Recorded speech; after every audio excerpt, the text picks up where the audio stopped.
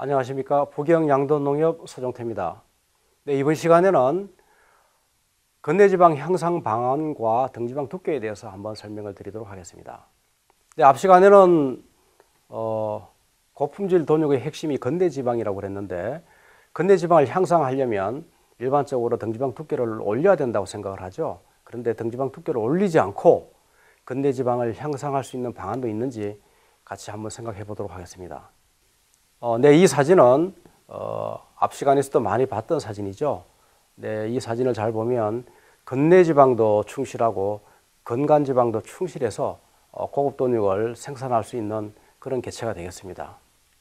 그런데 이렇게 건네지방과 건간지방이 충실한 고기를 제가 한번 구워봤습니다. 이게 등심이죠. 등심을 구워서 이렇게 순서별로 자르고 약한 불로 구워보면 이렇게 지방이 살짝 배어 나오죠. 물론 삼겹살만큼 탄력성이 있지 않습니다만은 고소한 고기 구이가 되게 되죠. 자, 그러면 육질을 가장 크게 좌우하는 두룩, 웅돈이죠. 네, 숫돼지에 대해서 잠깐 설명을 드리겠습니다.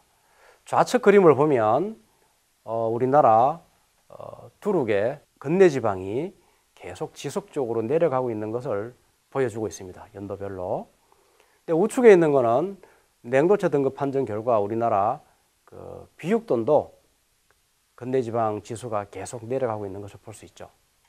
그런데 그래서 우리가 심각하게 받아들여야 될 것은 이렇게 건네지방이 내려가는 것이 목표여서 이렇게 계량을 했다면 정말 성공적인 이야기죠. 그런데 우리가 원하지도 않았는데 이렇게 건네지방이 내려가고 있다면 우리는 돈육 품질에 대해서 다시 한 번 더 깊이 생각해 봐야 되는 그런 그래프가 되겠습니다. 또 이 그래프는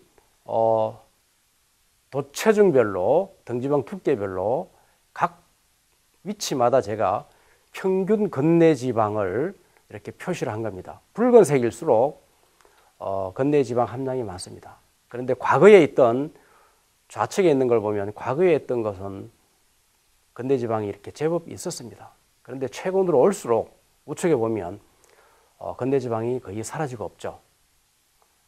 네, 이것도 우리가 건네지방을 줄이는 게 육중의 목표였고 우리가 또 비육돈 생산의 목표였다면 바람직한데 우리가 원하지도 않았는데 이렇게 건네지방이 사라지는 현상이 발생이 되고 있습니다. 다시 말해서 최근에 등지방이 두꺼운 돼지고기를 원한다는 것은 건네지방이 사라지고 있기 때문에 건네지방이 더 필요하다는 것을 의미를 하는 거죠.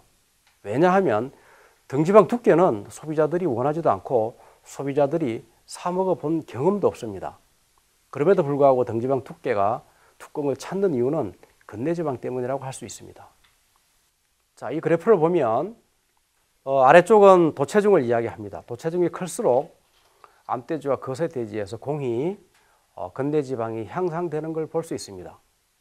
그런데 이 그래프를 해석할 때 단순하게 보면 체중이 클수록 건네지방이 향상되는구나. 그래서 도체중을 늘려야 된다라고 판단할 수가 있습니다. 그런데 핵심은 거기에 있는 것이 아니고 체중이 클수록 등지방이 두꺼워져서 그 영향으로 건네지방이 는다는 거예요. 네, 이번 그래프는 등지방 두께 및 체중 변화와 마블링 인덱스에 대해서 제가 설명을 해보겠습니다. 좌측에 있는 그래프는 도체중이 같을 때, 즉 85kg일 때 등지방 두께에 따라서 마블링 인덱스가 변하는 걸 그래프로 그렸습니다. 보면 체중이 같을 때 등지방 두께에 따라서 건네지방이 올라가는 걸 볼 수가 있습니다. 그런데 우측에 있는 것을 보면 등지방을 22mm로 고정해 놨을 때 도체중 변화를 보면 건네지방이 향상되지 않습니다.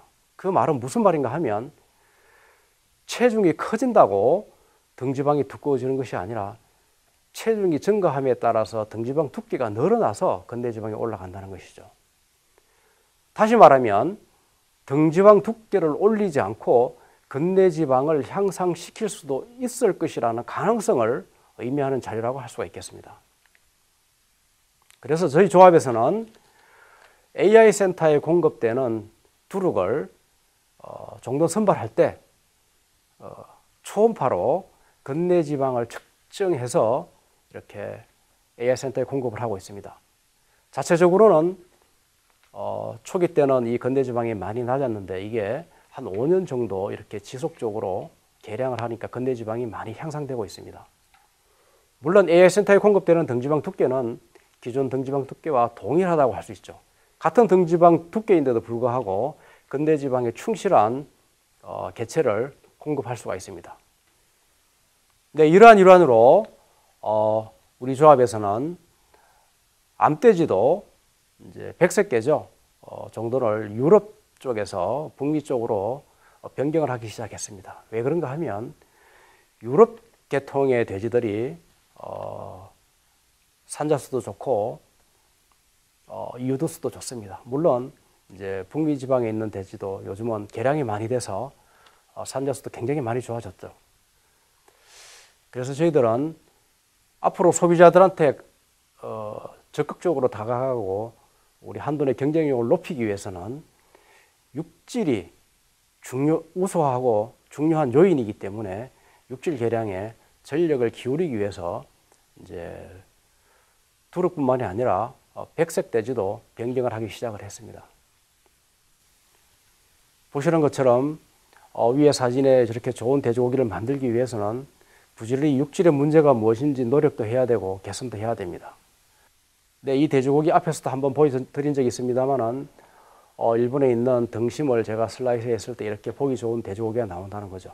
목표를 이 정도까지는 아니지만은 우리 돼지고기 등심도 이 정도 바뀔 수 있다라는 이러한 현상을 받아들일 때 우리가 육질을 개량할 수 있지 않을까 생각합니다. 자, 지금까지 육질에 대해서 이야기를 하다 보니까 이제 이 사진만 봐도 어떤 게 육질이 좋구나 이렇게 바로 느끼실 수가 있을 겁니다.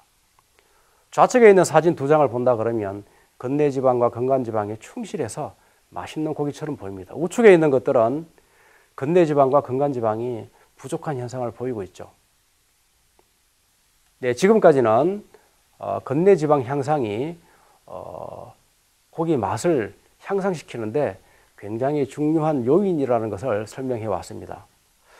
뿐만 아니라 고기 숙성도 우리 유통 단계에서 돼지고기 맛을 향상시키는데 굉장히 중요한 요인이라는 것을 설명하기 위해서 실험한 결과를 제가 설명을 드리도록 하겠습니다. 이 사진에 나타나 있는 기계는 일본에서 도입한 것인데 맛을 전자혀로 느끼는 그러한 기계입니다. 그 측정 값에 대해서 제가 설명을 한번 드리도록 하겠습니다.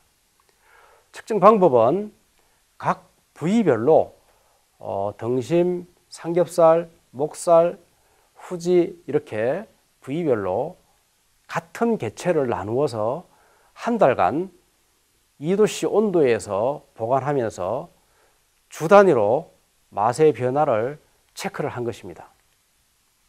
그렇게 해보니까 감칠맛은 그래프 보시는 것처럼 이렇게 시간이 지남에 따라서 감칠맛이 계속 올라간다는 거죠. 기계적인 맛이. 왜 기계적인 맛을 측정했냐 하면 사람이 느끼는 맛은 그날의 감정에 따라서 또 배고픔 정도에 따라서 같은 맛도 변화가 생긴다는 거죠. 그래서 기계가 느끼는 맛을 보면 더 정확할 것 같아서 이렇게 요 일자별로 맛을 측정해 봤습니다. 그러면 우리 고기도 돼지고기도 숙성이 지나면서 맛이 이렇게 향상된다는 거죠.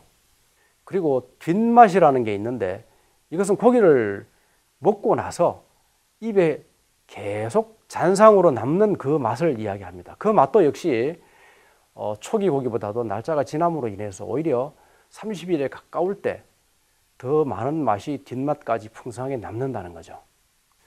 다음은 깊은 맛입니다. 풍성한 맛을 의미하는 거죠.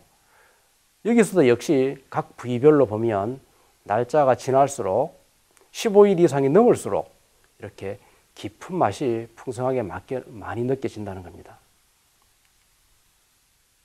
네, 이런 실험 결론을 보면은 우리 돼지고기도 생산 단계에서도 건네지방을 충실하게 하고 위생적으로도 많이 잘 만들어야겠지만은 판매 단계에서도 이렇게 적당히 숙성을 해서 숙성이라는 게 특별한 방법이 아니고 알맞은 온도에서 최소 일주일이나 열흘 정도 지나서 소비자가 먹도록 유도한다면 더 풍성하고 맛있는 맛에 한돈을 공급할 수 있지 않을까 그런 생각이 들었습니다. 이것 또한 이러한 방법을 알리는 것 또한 한돈의 가장 큰 경쟁력을 향상시키는 방법이 아닐까 해서 실험 결과를 말씀을 드렸습니다.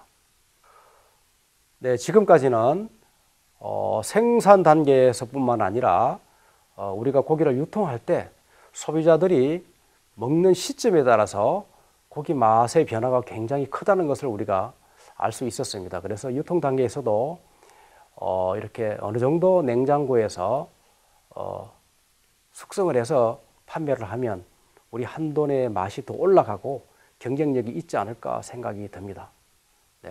네, 이렇게 4강 강의를 마치고 5강에서는 그러면 우리가 가공 현장에서 어떻게 우리가 좀 더 위생적인 고기를 생산할 수 있을지 동영상을 보면서 5강을 시작하도록 하겠습니다. 네, 감사합니다.